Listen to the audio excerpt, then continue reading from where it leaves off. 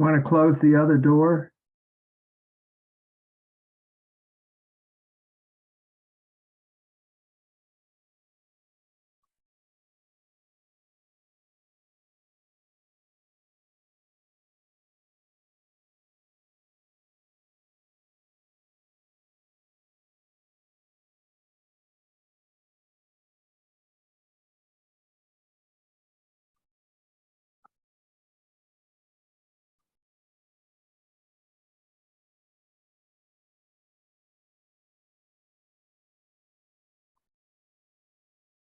Hey, John, you want to close the other door?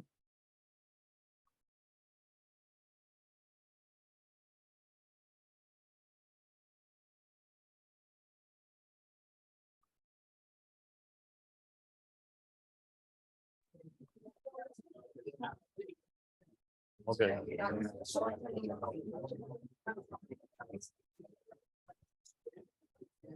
All right. We've got a packed house here today, which is great. Close We've the got other over door. 50 people signed up for this class, so yay. Of course, orchids is always an interesting topic for a lot of people. I just want to welcome everyone out to Renolda Gardens. This is, I think, our second talk. Being told. You're fine. I'm fine. Okay. I take direction well. Yeah, life's easier that way. Obviously, welcome to Renolda Gardens. This is the second in our Tuesday gardening series. We've got a lot of other great talks coming up. I'll just quickly run down a few things. One thing, that's coming up that this is kind of the foreshadowing for this Friday, starting at 1, the Triad Orchid Society, their orchid show will be in the greenhouse Friday from 1 to 5, and then Saturday and Sunday from 10 to 5. So it's a great opportunity to see, talk to some orchid experts, see some amazing orchids. We're really excited about this partnership with Triad Orchid Society. I always felt like they should be having their show here, in this amazing structure. But that's going to be happening this weekend. Next weekend is Rose Week. Of course, the roses are, Mother Nature's a little helter-skelter these days. I mean, they might be blooming next week. Literally, my sister-in-law is in Raleigh and she said she has roses blooming. Because, yeah, they should be blooming in March. But next Tuesday, we'll have Larry Wise from the Winston-Salem Rose Society will be speaking about getting the roses off to a good start. And then just like we do every year, this partnership with the Rose Society, on Thursday and Friday of next week from 10 to 12, we'll have a on-hand rose pruning clinic. So it's showing you how to do that first pruning to get the roses started off on a good footing. So it's a great opportunity to work alongside, rosarians, to work along Renolda Garden staff, and really get, some expert advice on what you should be doing. So we're looking forward to that. And then on March 21st, there are 4 spots left. We have a trip going down to the Bartlett Arboretum in Charlotte. This is not an arboretum that's open to the public. It's pretty much invitation only. And the whole reason we've timed it is magnolia bloom season. They have been, it's been certified by the International Magnolia Society. It's the largest collection of magnolias in the world. And we've tried, granted Mother Nature's a little bit on fast forward this year, but we've tried to time it for the middle of magnolia season. So it's just a fantastic opportunity. The Arboretum there is just, it's amazing. They do a lot of research there, but it's just an amazing collection of plants. Right after that, we'll pivot to a different type of tree. So on March 28th, we will have Dr. Denny Werner from NC State speaking about redbud. So how many of you have the weeping purple leaf redbud? Okay, I just wanted to make sure that, because I wrote it down right away. Or the great new purple leaf redbud that I think Merlot is one of his. Denny was the peach breeder at NC State University. Then he pivoted to breeding redbuds, and he's absolutely amazing. He was one of my professors. We'll be there. I was there. He was the hardest professor I had, and still will probably rib me about not getting an A in his class. It's like it's been 20 years.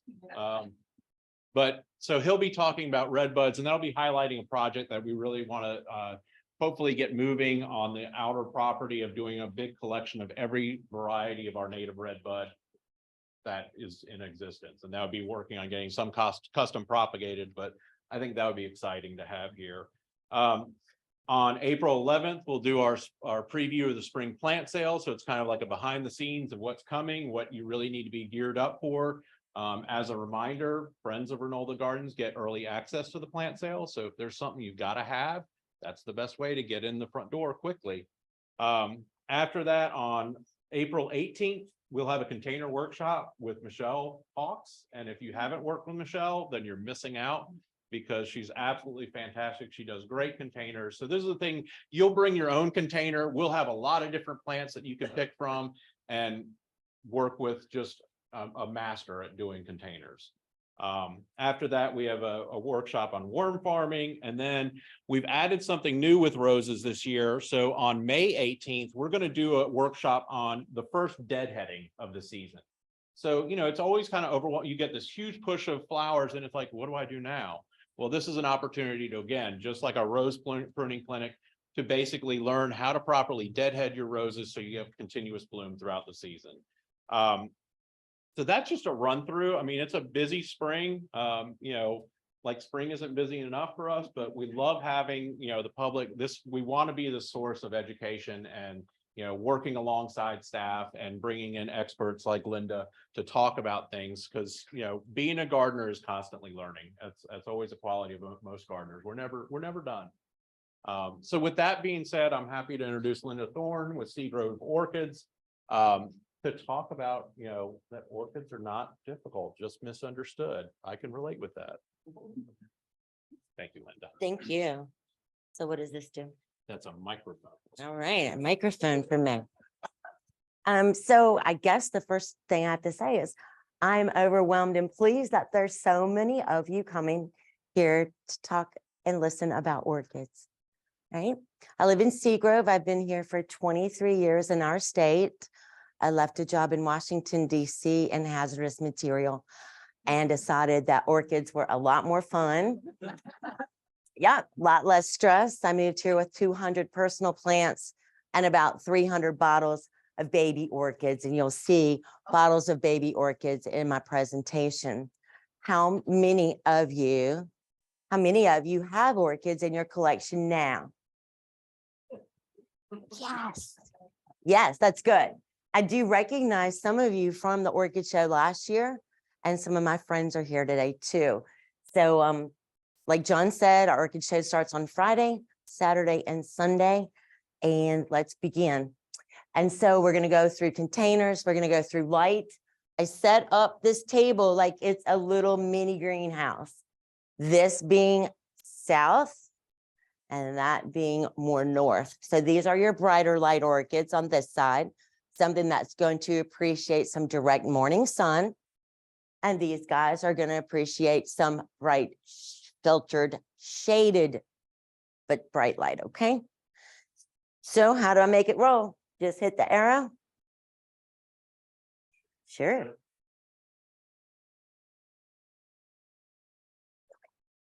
Special assistance needed. Yes, okay. At least it wasn't me this time. The orchids aren't difficult. That's right, that's right. So right now in the greenhouse, we have over 10,000 plants in one greenhouse, and in the other, we have about 4,000, right? Tons and tons of orchids. How many of you knew that orchids are native to every place in the world except for areas that receive permafrost? Areas that never thaw are the only place on our planet that orchids do not grow. And so what I'm showing you a picture of now is one of the largest flowers, a big lady slipper. Those petals are about 2 feet long. And there are orchids as small, the flowers, as small as a grain of sand, guys. That tiny. And so I did some research last night, wanted to update this. And yes, 30,792 species alone Everybody know what a species is? Naturally occurs in nature, has its own place, its own home. And then 180,000 or more orchid hybrids to date. We are our own lab at my house. We do hybrids. I was busy with some school, so the lab was closed for about 4 years. Last week, we opened up the lab again. So orchids are produced from seed, by cloning, and by division. Did you know that our vanilla flavoring is from an orchid? You did. So I have good experiences with a vanilla plant. I used to drive from Maryland up to North Carolina to a place called Breckenridge Orchids. Have you guys ever been there? That is out of business now. It's in Brown Summit. You would slide the door open and you would walk over a vanilla. No kidding, about this big around. I finally call them the Jack and the Beanstalk plant. They do have to be about 6 years old before they bloom the first time. But that photograph is of a lovely vanilla orchid bloom. All right. Anybody have lady slippers in their yards in Winston-Salem?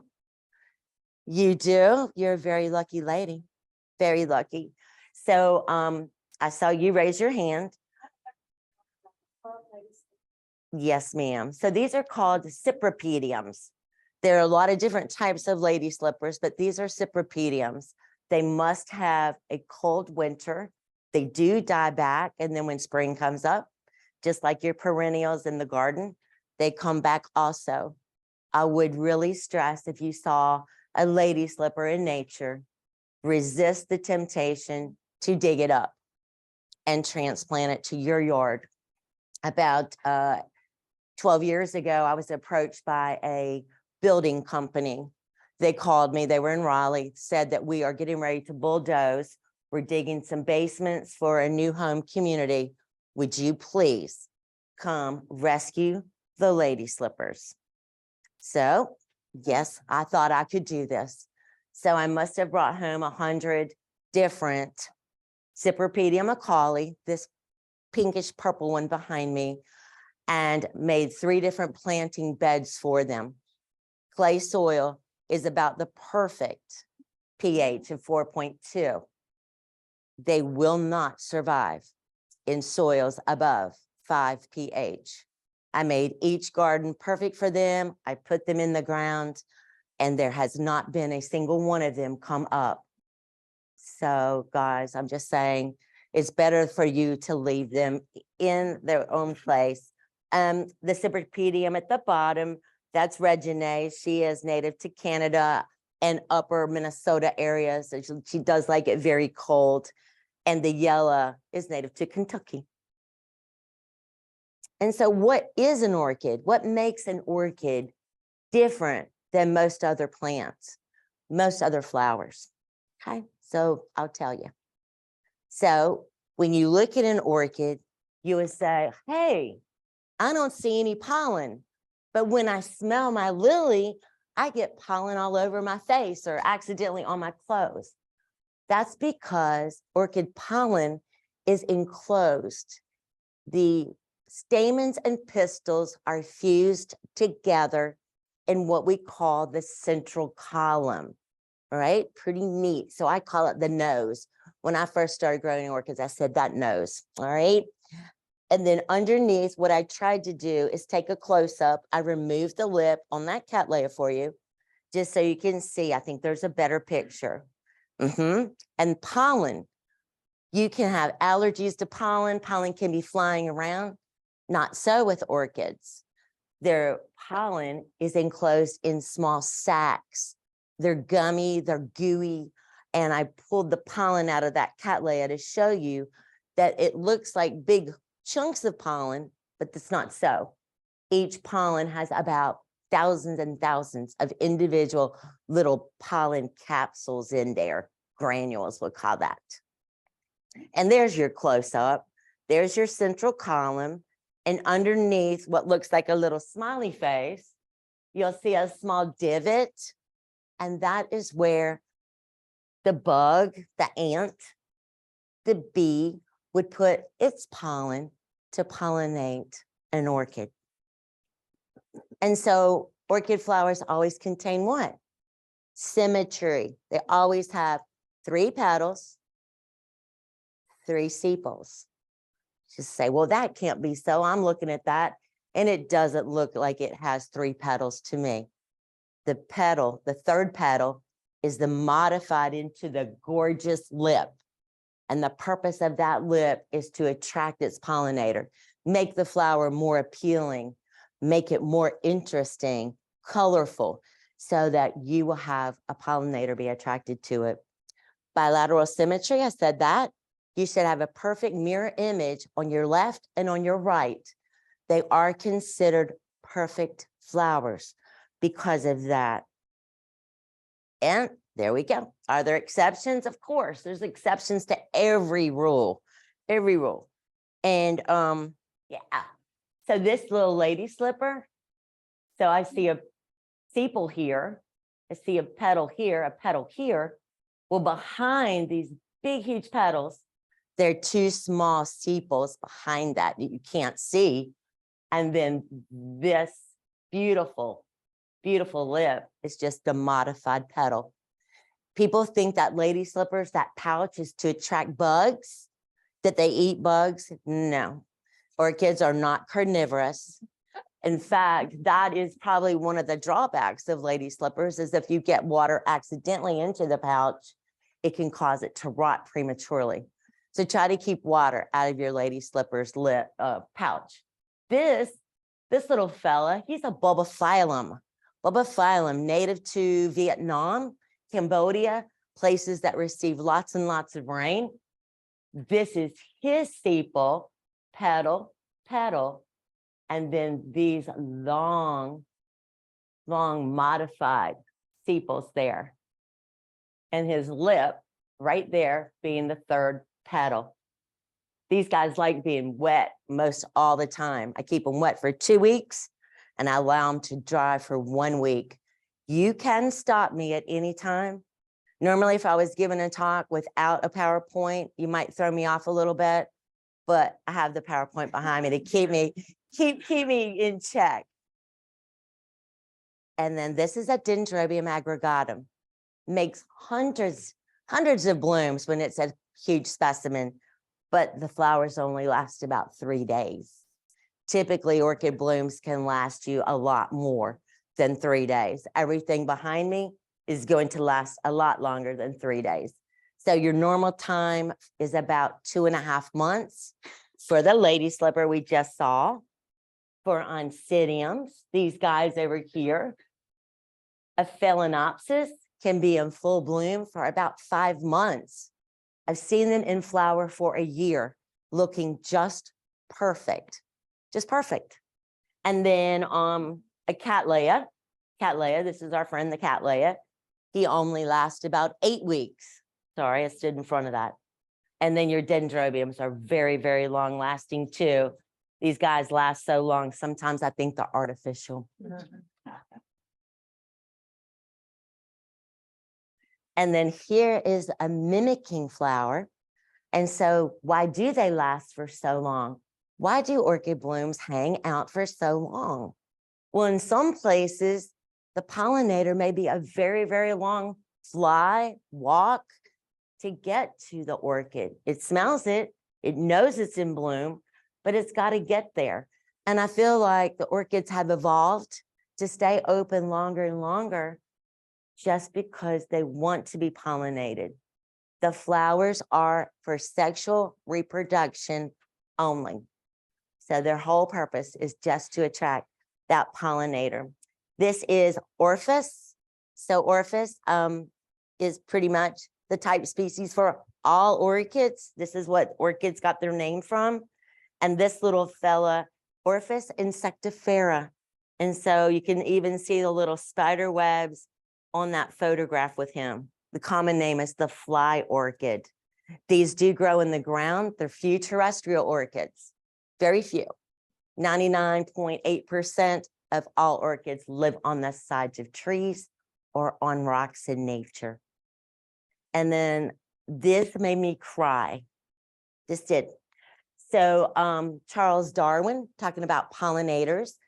How many of you guys grow a trumpet, an angel trumpet in your yard?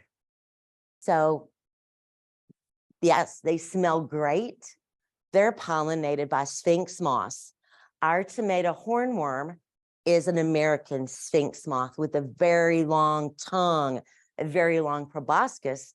And you can see in this photograph that this plant has a very long nectary. So Charles Darwin said, there's got to be a pollinator for this. We just need to find it. And after he died, if you guys are interested, go to YouTube. And I actually cried when I saw this. These guys, explorers, were up way high in Madagascar, up in the trees, just waiting for this moth to come. And clumsy, loud, and sure enough, he pollinated that right there. I think it was also featured in National Geographic magazine. So here's some seed pods. So I told you about how to pollinate them. So these are the seed pods on your right. Those are seed pods that have burst open. The two small seed pods to your left, those are still green. So when you think of seed pods, think of fruit. Think of your lime, your oranges, just like that. These are the fruits of the orchid. And inside there are millions and millions of tiny, tiny seeds, light as a feather too. Seed pods can hang on for, the quickest I've seen one is 120 days. And then some of them are over a year for some of the Phalaenopsis species. When I say orchid names like that, do you guys know what I'm talking about? Some people are shaking their head. Yes. I don't want to make the talk like, oh God, she did. She just talked about things that we don't know about. And there's a pod that I took and opened up for you guys. Those are dry seeds. There's about 1 million seeds in one seed pod. Tons. So why aren't, if there's millions of seeds in one seed pod, why aren't orchids invasive? Why aren't they weeds? Why aren't they pests? Why don't they just overrun the world or overrun where they live? It's because orchid seeds have no food source of their own. They cannot germinate without help. Okay. So if I'm a tree, I'm a tree. So the seed lands on my arm, on my head. It has to land at the exact same place as a fungus is growing. No kidding. So out of millions of seeds, maybe 2 in nature will germinate and live to be full-size plants. That's why they're interesting to me. That's why they're very rare. That's why some species that are endangered now may not recover without the help of laboratories producing them from seed. So this is a flask. I told you, this is what I came to North Carolina with, about 300 flasks of baby plants.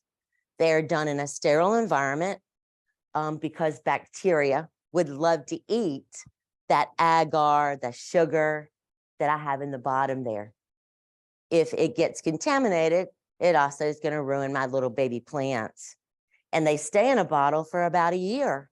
So now you would say, gosh, Linda, this orchid is $60. This is $30.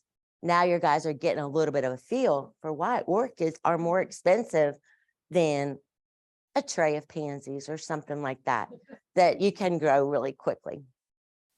This is what they look like when I take them out of bottle. So they've been in a bottle for 6 months to a year. And the day I take them out is the day I count them as being born. So from that day, I say that they are, a year old. Or Phalaenopsis can take about 3 years to bloom the first time from seed. The Cattleya can take 7 to 8 years. Sometimes they'll bloom as small as 5 years, but they do have a lot of time commitment in them. That must be why I've never been married. I give all my time to the orchids and not to somebody else, all right? And then we talked about this. They grow on rocks. In nature, I've seen photographs of them in Brazil, full sun on a rock. Some of the most unattractive plants that you would ever want to see, but that's how they grow. They're very hardy. They're very easy to take care of. I would like you to treat them a little bit better than putting them in full sun, but they're very resilient, very resilient. And then I'll show you a couple of pictures. So the orchid growing on that big rock, that is actually native to South Carolina, one of the northernmost tropical orchids that we have in the United States, Epidendrum magnolianae. Taxonomists love to change the genus.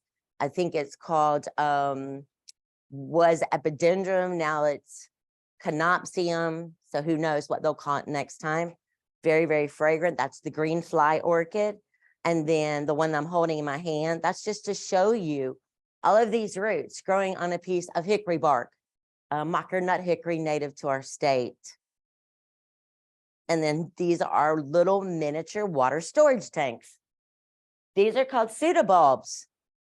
So when you see an orchid that's got this beautiful pseudobulb, it's for water storage, guys. Yes. So when you see an orchid that has a water storage tank, pseudobulb is its proper name, you would know that the species in the background were native to a place that receives heavy rainfall for part of the year and a drought for the other part of the year. And those pseudobulbs keep the orchid alive while there's no rain. Do I want you to let it shrivel up? No, I do not. I want you to water it year round. I want you to keep your pseudobulb plump, or spoil it a little bit so it looks pretty, but they can take it. And then, of course, the Phalaenopsis orchid. I just wanted to go through some really common ones with you, things that do stay in bloom a long time and things that are easy. These are the ones that really will last the longest in flower, 5 months or more with proper care. If you have unvented gas heat in your house, so I don't want you to be led astray. If you have unvented gas heat in your house, decorative gas logs that you're running and that's not vented, your blooms will fall off any orchid within 2 days. Blooms and buds. The same effect can be done from a beautiful bowl of ripening fruit, bananas, apples. If you are not mindful and you let them start getting a little bit more rotten, they let off the same gas. And so, you know, sometimes I'll have somebody say, Linda, I bought this orchid from you and the flowers fell off in a couple days. And so in the wintertime, it just makes me realize I should have said, please don't have unvented gas heat near it. Right? People are going to ask me this. It's at the very bottom. When this Phalaenopsis is done flowering, do I want you to cut the bloom stems off? You betcha. I want you to cut them down at the base. If you leave your old flower stem on with no blooms, you will get more flowers eventually, but maybe 2 to 3. And the plant thinks that it's in flower the whole time, that it's not blooming for you.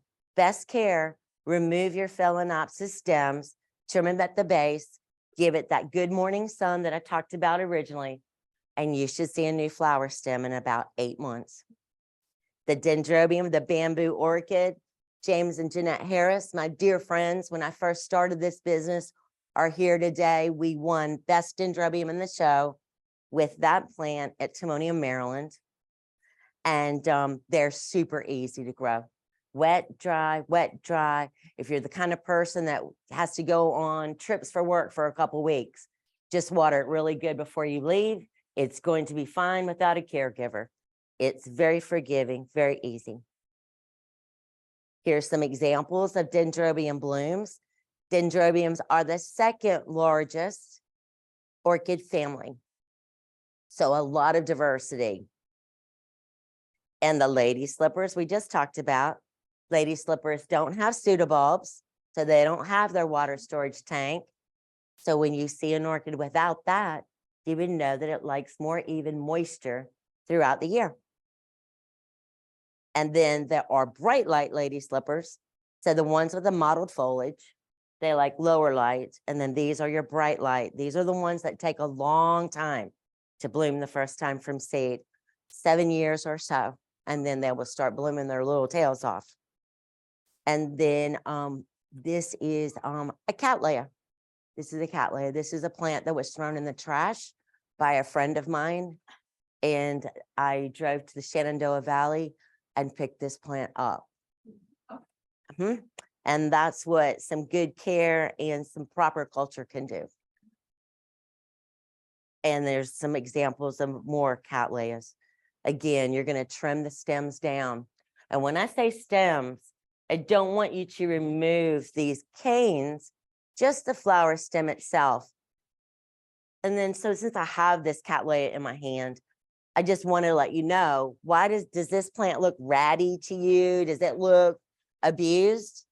This is an original division of a plant that is probably close to 30 years old. So orchids are like people. I have tons of scars. And so if something happens, they hold that for their whole life until that growth loses its usefulness. And they are considered the queen of the orchid family. The dancing ladies are very popular, very easy. This side is those. They've got pseudobulbs. Keep them slightly moist between waterings. The pansy orchid, it doesn't want to be above 85 degrees. It doesn't like to be hot. So it's one that I want you to keep inside your home. Very fragrant, lovely blooms. Best care is to water them from the bottom. They have a lot of individual little leaves. These leaves can become sliding boards for water to get into all the wrong places.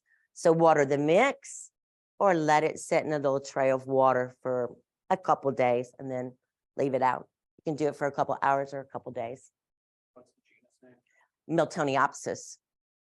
Miltoniopsis, native to the foothills of the Himalayan mountains. So think about how cold it must be there, snow at the mountaintop, winds rushing down the mountain, and that's where these guys flourish.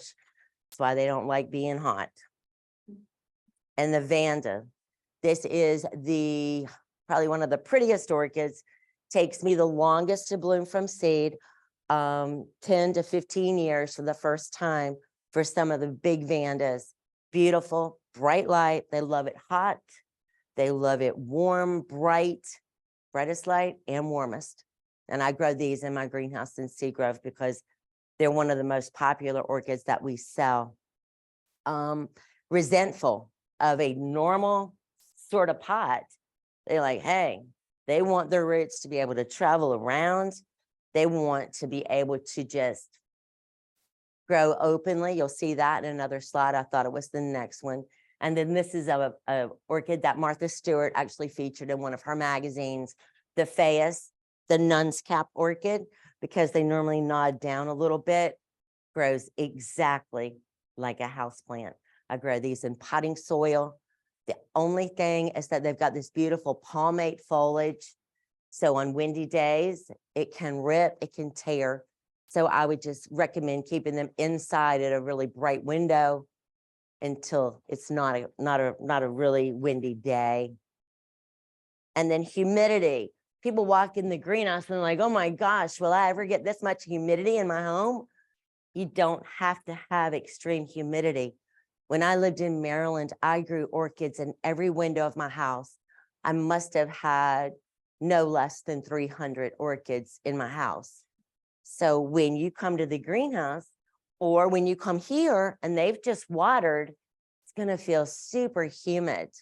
But humidity can also be an enemy because humidity or wetness on the leaves for too long a period of time can cause rot. So water early in the morning, make sure the leaves are dry by nightfall, and you should be very successful. But no, don't make humidity one of your science projects for inside your house, or you'll start to grow mold on your walls. So I would just say, if you want to try to increase humidity, do it with a little helper. I had an older lady, not that I'm young anymore, bring in this basket, and she lined the basket with plastic. It was great. And she had her 3 orchids inside of it. The bottom, she had some gravel and a little bit of water. And that's how she raised her humidity in her grow area. And then there's a tray that we would use in the greenhouse behind it. Some of the pots have little extra water trays on the bottom, and you can put water in that. That will help raise humidity. Is it necessary when they're not in flower? No, it's not. Is it useful when they're in bloom or full bloom or holding a lot of buds? Probably. But misting your buds and misting your flowers only makes you feel good. It doesn't do anything because the humidity is gone so quickly that I would just feel like you're doing more harm than good by throwing around a lot of water. All right, and then mixes. This is just a mix that I use from time to time. Do I have to have all this? Do I have to be the cook, the chef? No, I don't. Most often you're gonna find me just running straight to the bark bag and using straight bark. Why? I'm trying to mimic a piece of wood in nature. The perlite is just used for aeration. You would have to water more often if you have a super open mix. If you have straight bark, you'd probably only want to water once a week, okay? And that pot sizes do equate to that too. So the larger the pot that you have, like this big 6-inch pot, is going to be watered a lot less often than this little pot. This little mesh basket, you could water this every other day, and this little tyke would be happy. But if you watered this every other day, it's not going to dry quick enough. Keep your orchids in the smallest size pots possible. We're having an orchid show this weekend. It's going to be great. And you're going to want to take your orchids home and repot them immediately into a bigger pot. Don't do it. I'm just telling you, don't do it. Keep them in a very tight pot. They'll bloom better for you. Roots will be allowed to dry as quickly as they need to. I mean, you can go up 1 inch in pot size, but if you've got a 4-inch pot, please don't pot it into that, because you're going to put your orchid in the middle of your new pot, and the middle is the last place to dry. And then that's just some rocks, some diatomite, different mixes for different people. If you know you're an overwaterer, John can come up with a mix. John, you guys are going to be selling mixes and you're going to be selling bar pots? Okay. Yep. And you don't have diatomite, right? I'll bring some diatomite because it really helps with people who are underwaterers. Sphagnum moss, love it. It also tends to have a natural antibacterial side. I call it the hospital mix. So if I have an orchid that's doing very poorly, I can put it in a little 2-inch pot. If it doesn't have any roots, I'll try sphagnum moss with it. But sphagnum moss holds moisture for a very, very long time. So you need to be mindful of that. There's the growing containers. Remember, I told you the Vanda doesn't like being in a typical mix. So you can use baskets, you can use clay pots, plastic pots. You can put an orchid in anything as long as you water for that anything. I want you to water thoroughly. I want you to leave it alone until it's just slightly moist. If you do that, you will be expert. You'll be great. And here we go. What gets me crazy when I am in my greenhouse and they'll say, I just bought this orchid and it says for me to water it with ice cubes. How many of you are watering with ice cubes and doing a great job? So, okay. So let's talk about this a little bit further. When you water with ice cubes, is your orchid in a pot that has drainage holes, or is it sitting inside a decorative pot without drainage? That's the perfect answer. So, okay. So the reason I want you to really water good, like water thoroughly, is because you're flushing out stuff. You're adding oxygen. If the ice cubes are working for you, If it's not broken, don't fix it. It's okay. But there is something on the market called the Just Add Ice Cube Orchid. It's a small pot sitting in a decorative pottery container.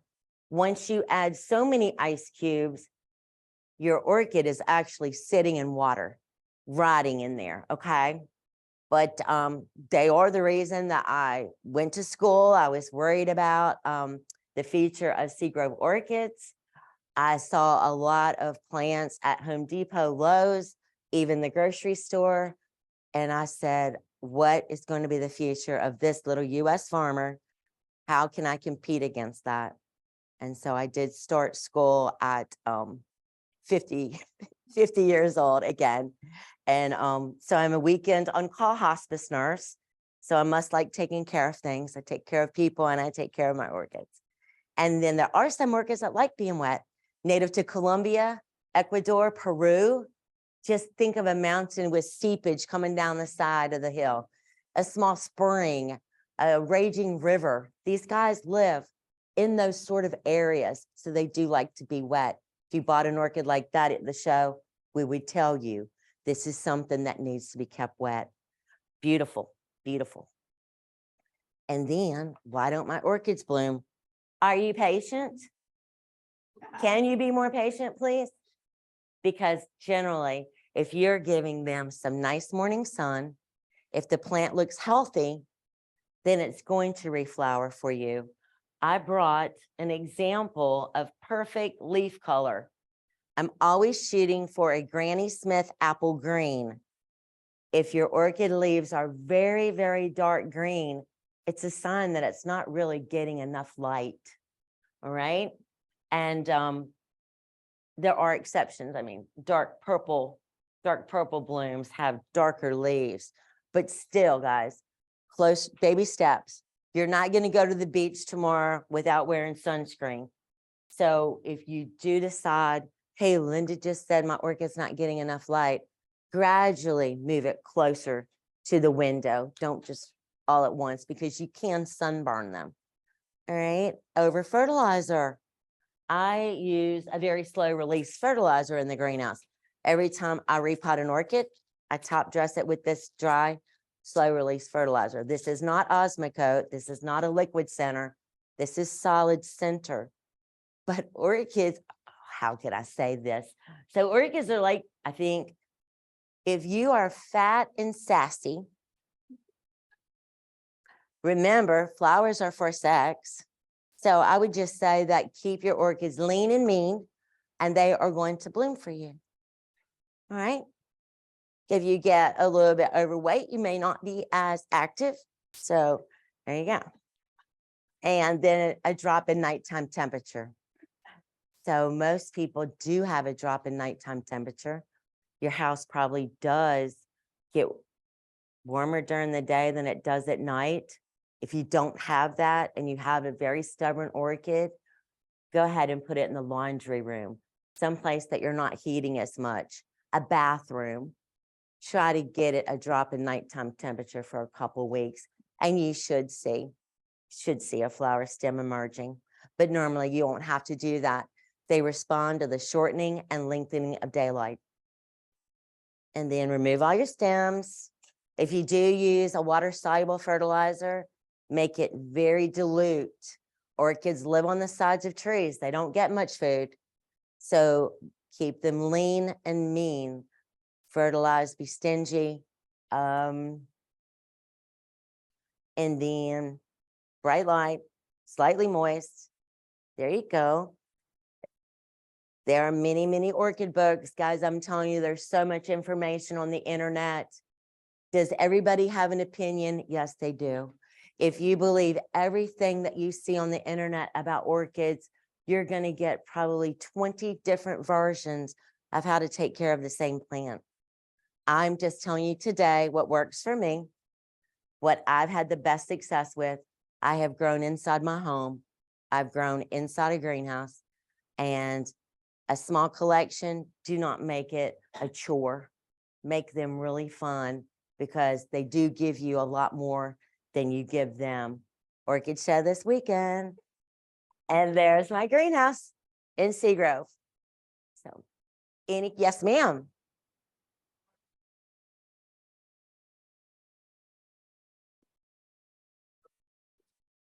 No, I would say once a month at the most. You would be so surprised how fertilizer is not an important part of 2 commercial greenhouses, ma'am. We may fertilizer starting March, April.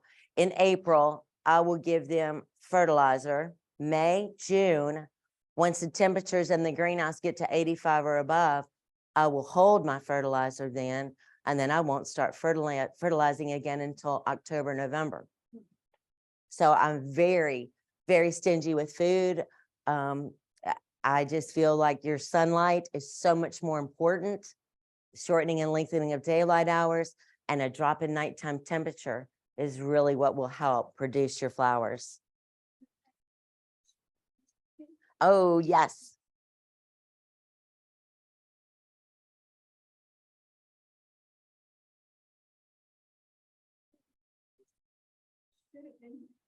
Huh.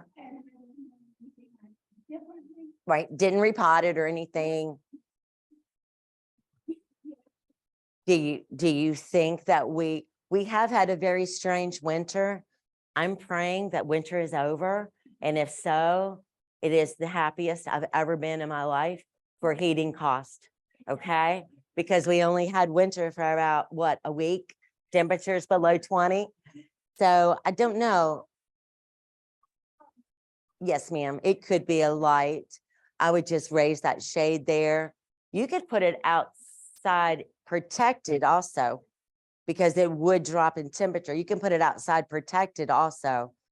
Tonight's supposed to be in the 30s again, but try that, but just make sure your leaves don't get broken by the wind. Yeah, I love Nuns orchids. I love them. Good questions. I've been watering mine with banana water, and they're doing fantastic. I've been doing that for several years. And to me, that's my fertilizer. That sounds like a good idea. And also, So are you soaking the banana peels themselves in water?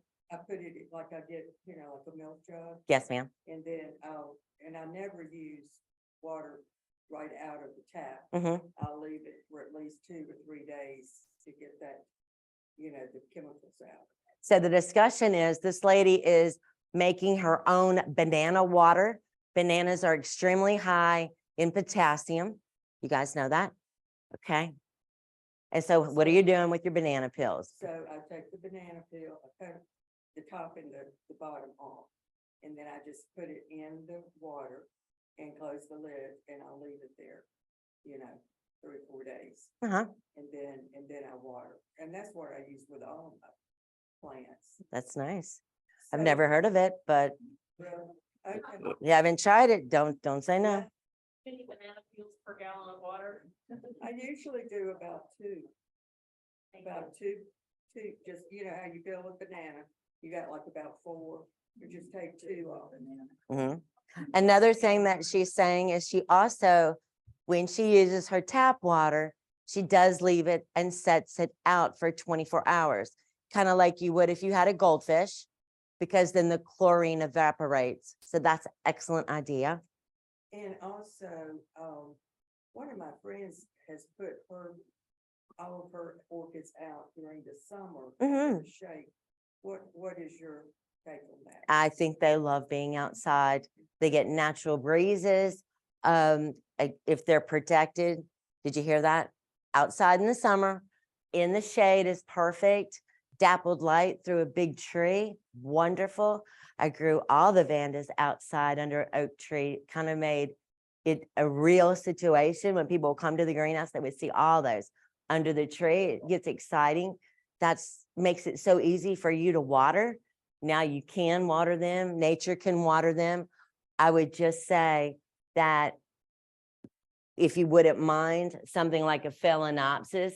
So in nature, it's going to be growing this direction. So when you have them outside, you have a tendency for water to collect in some wrong spots. So I would just kind of go out there and tip them, try to pour the water out. Yes, ma'am. Another problem with the house. Ants and slugs. Yeah, ants are an issue, but you could do a simple dunk. What we do, if I have someone brings a collection of orchids in for me to repot, Dawn in water, and I just dunk it in there, ants will die. I did not mention pesticides today, did I? That's because I'm very against pesticides. I work out there, I want to live. And so we do use a lot of soap and water with rubbing alcohol.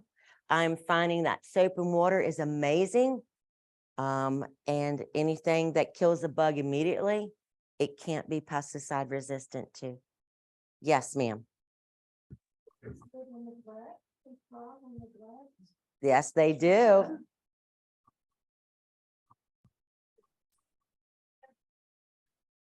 Okay. So yes and no.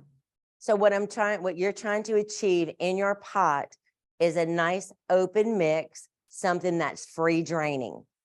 When your orchid starts to make a lot of roots off the pot, it could be a sign that you've got an unhealthy environment.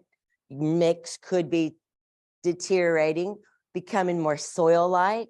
If that's the case, it says, hey, it's time to look for a tree. So that's a good question for me. So we do repot orchids you're not going to believe this, every 3 to 8 years. Leave them alone more so. They do spend an awful lot of energy filling the pot with roots. You'll get your best blooming like that. But I would say pull it out. If you can get it out, look at it. I bet John's got some bark he could sell you today and make your life a lot easier. Guess what? These orchid roots are covered in a substance called velamin. Velamin. So they're white when they're dry. When they're totally watered, they're beautiful green. Take it to the sink, water all of those roots that are coming out because they're brittle when they're white. But when they're green, they're very flexible. And so, yes, ma'am, I would definitely encourage you to do that. Water it really good, get those roots flexible, and then, yes, just tuck them right in your new pot or the same pot. Yes, ma'am.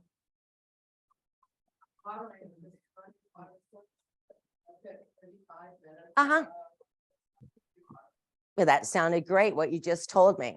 So think about me in my greenhouse. I go with the water hose from pot to pot.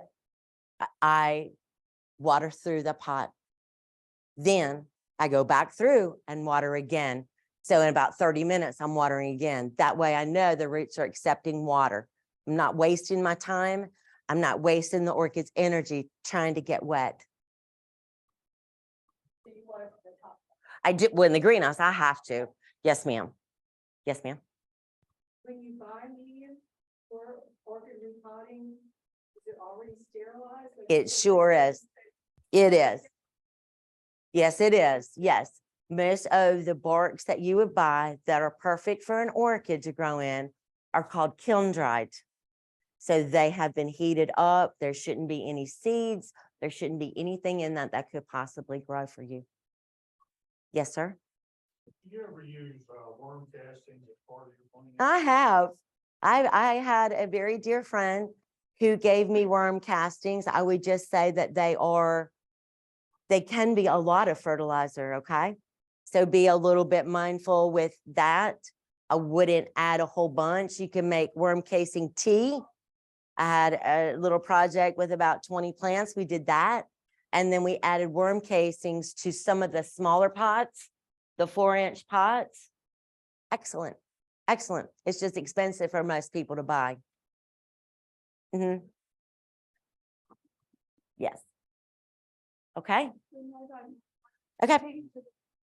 What makes So with the nose orchid, because it is a semi-terrestrial, I would do bark and potting soil 50-50. You could add a little sand if you wanted to. You're welcome. Yes, ma'am. Yes. Uh-huh.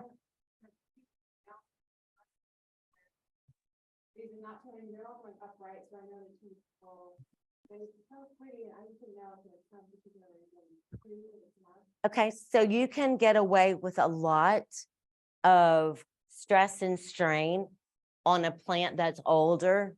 But when you think about this guy is only about 5 years old. So when it does finish blooming, I will cut the stem off. It's going to produce larger leaves, more leaves, a better root system.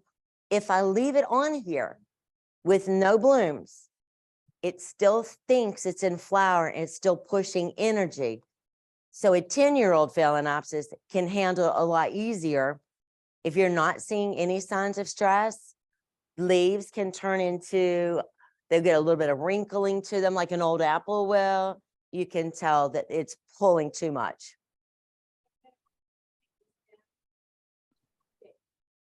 Oh. Not. Oh, I'm sorry. Of course not. But you can do whatever you want to for your presentation. Yes. Because think about how much more beautiful that actually is. If you've got the space to let them do that. These are only like this in my greenhouse because they're side by side. Yes, ma'am. Yes, I misunderstood. There's 2 comments in the chat. One is, I bought a markdown orchid. I bought markdown orchids at Lowe's and they're full of mealybugs and had spread to my other orchids before I realized it. Yes. Rubbing alcohol, any suggestion? Yes, yes. So I also had a very unfortunate situation. A gentleman called me and asked me to babysit his orchids. I don't tend to say yes, but he lived in Florida. He hired a driver. They came to my greenhouse. They had mealybugs and a lot of them. And just like I said before, I really, really love soap and water. Underside of the leaf, upper side of the leaf. I've sprayed them every 5 to 6 days with 2 drops of Dawn in a normal fantastic spray bottle or Glass Plus spray bottle. And then if that fails, unpot each orchid, expose the roots, put them in a sink of soapy water and repot in new mix because mealybugs can live inside the pot. The roots are just as juicy to them as the leaves can be. And so it's just a hard struggle. Mealybugs are a pain in the butt. Any orchid, any bug in your collection can really be not fun at all. 5-gallon buckets. Yes. Mm-hmm. Yes. That way you're getting top and bottom. Yes, that's a great idea. You can dunk them in a in a 5-gallon bucket. I actually ended up with a trash can is what I did. A big, big trash can and dunked all his plants in that. And the other one is, could you please explain the happy dew? My orchid started dewing and it made me panic and I cut off the stem and rinsed in fear of aphids or something. I couldn't see.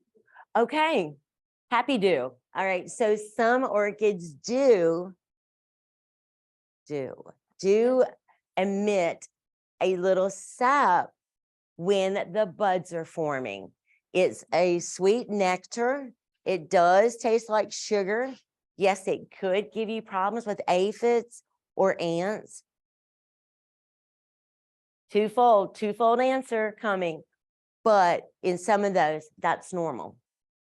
And the second part of your answer is, if you do have biting insects, that can be a sign of the insect biting a part of the plant, causing it to exude that moisture.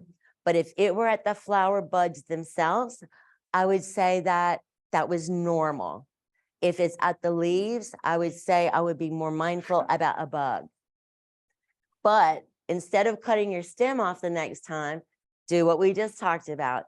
You can give it a dunk in a bucket or spray it with just soapy water. Sometimes I'll add rubbing alcohol, so 50-50, rubbing alcohol and water, 2 drops of soap, shake it, spray it well. Keep your orchid out of direct sunlight until it's dry. Hope that helped. That's it. That's it for questions. All righty. I hope you guys come this weekend. So the orchids that I did bring with me are for sale. You guys are more than welcome to look at them. And I'll tell you again how to take care of them. Thank you.